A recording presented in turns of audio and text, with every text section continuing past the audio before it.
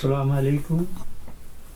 मैं जमील ख़ान हूँ। ये सीखो सिखाओ ड्राइविंग की चैनल है। इसमें मैं आज आपकी खिदमत में डिफेंसिव ड्राइविंग से मुताल्लिक़ वीडियो आपकी खिदमत में पेश करने जा रहा हूँ। उम्मीद है आप इसको पसंद करेंगे। इस वीडियो को पूरा देखें और इसको शेयर करें, लाइक करें और सब्सक्राइब करें। शुक्रिया। अल्लाह हाफ़िज़।